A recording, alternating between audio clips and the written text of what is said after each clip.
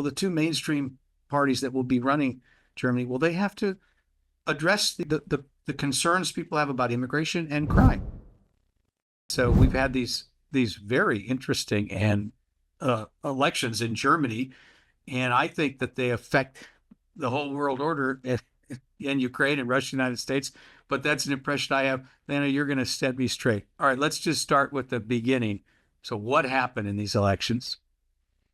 So these elections were elections in which the German voters basically punished the progressive center-left coalition that was the first post-Merkel government after her 16 years in power and ended in chaos, to keep it short. Something which is unusual for Germans. Germans don't like early elections, they don't like chaos, they do like stability, which is why they voted for Friedrich Merz, the successor and also arch enemy of Angela Merkel, who is now leading the Conservative Party in Germany with around 28% with the election outcome. And he is lucky enough that he can possibly form a two-party coalition, which is much more stable than the chaotic three-party progressive coalition that I just mentioned, with the Social Democrats, which will give him a slim majority, but enough to govern the country. Let me ask you a question about that, because this populist party that we're taught, the mainstream media here, the liberal establishment here and in Europe, they don't want to say their name, but they came in second place, and they're ascendant, especially in East Germany, as I understand, especially among working class people. So there's some echoes of, the populist movement in other countries, including our own. Will shutting these people out of the coalition only make them stronger? Is there a risk there?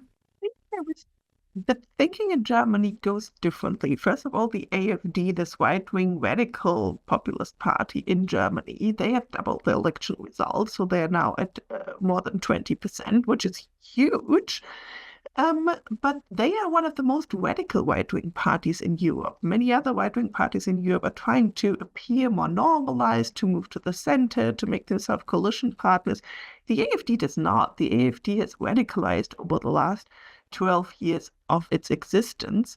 And for Germans, the historical lesson from the Weimar Republic, the first attempt of German democracy in the interwar years between World War I and World War II, the lesson the Germans draw from that period is you can't tame the extremists by taking them into a coalition, because that's what they tried exactly with the NSDAP and with Adolf Hitler at that time, and it didn't work. It brought the radicals to power.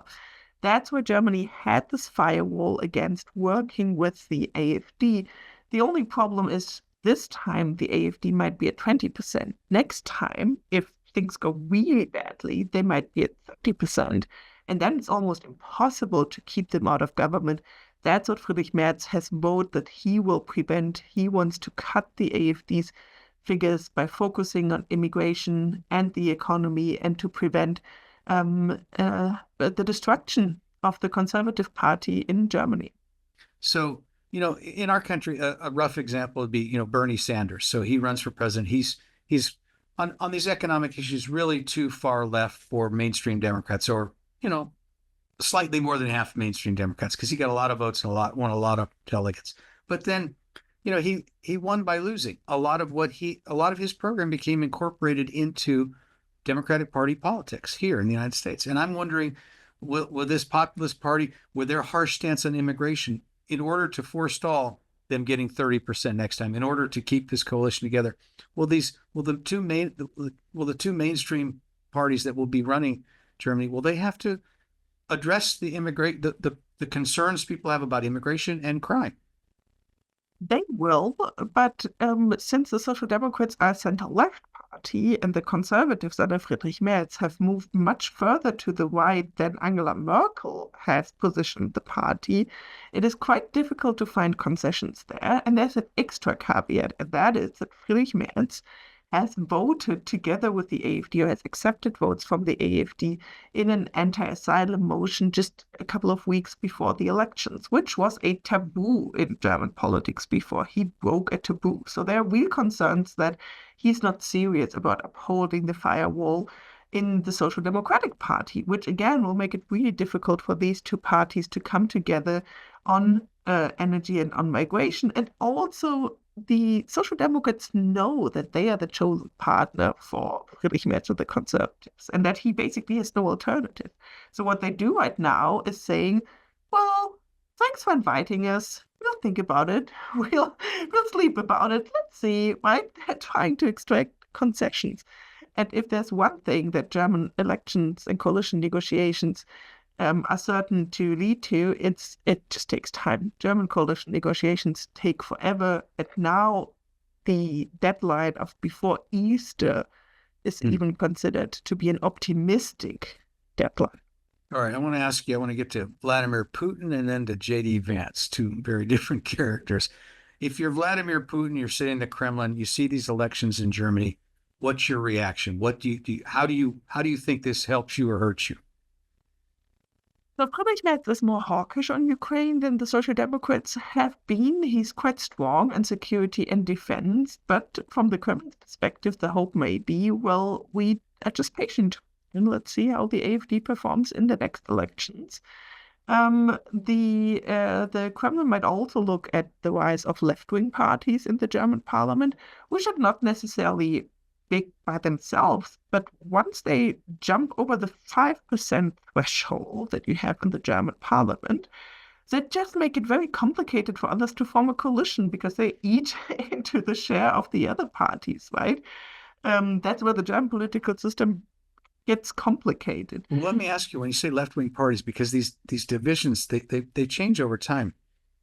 Those left-wing parties in Germany, they're not necessarily like the pro-Soviet parties because the Soviet Union's gone. So where are they on Russia, the left-wing parties in Germany? Well, surprisingly, the left-wing parties are quite pro-Russian. Not only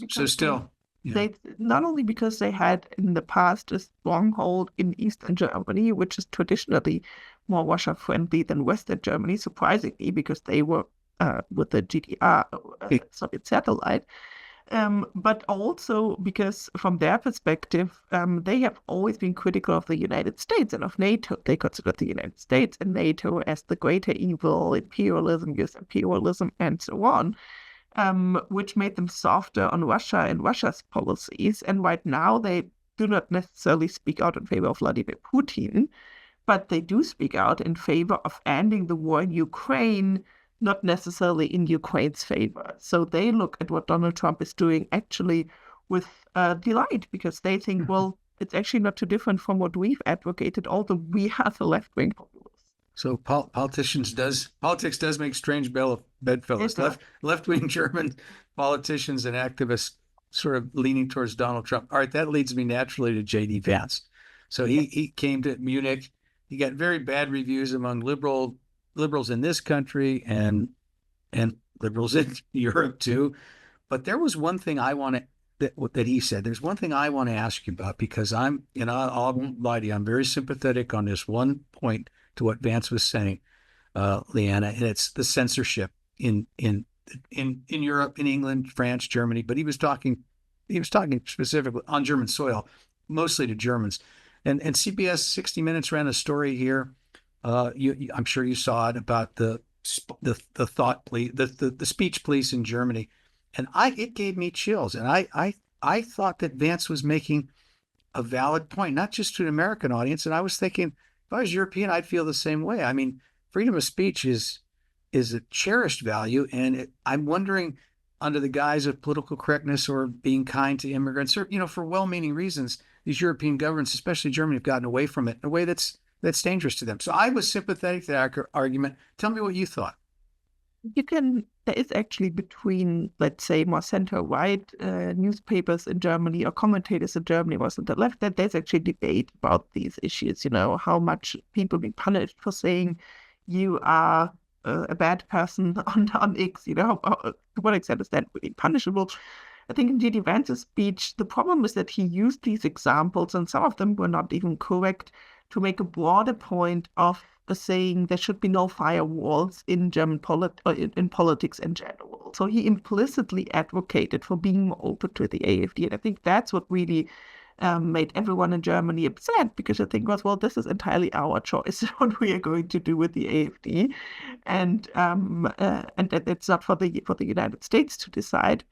On the freedom of speech issue, I think it's also important to keep in mind that freedom of speech in the US is interpreted in a much broader way than it is in Germany and in Europe in general, where the basic principle of the German constitution is not the freedom of speech, as it is in the United States, but the basic principle upon which the German basic law is rests is the dignity of the human being, Menschenwürde, dignity of the humans, right?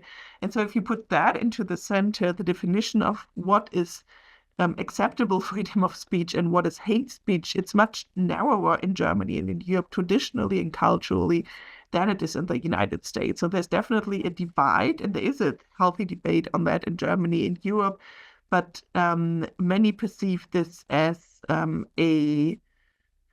as a bold message from G.D. Vance, who is at least ambiguous on U.S. politics and the question to what extent the last elections were conducted correctly, whether Joe Biden was a legitimate president or not. That was the pushback in Germany.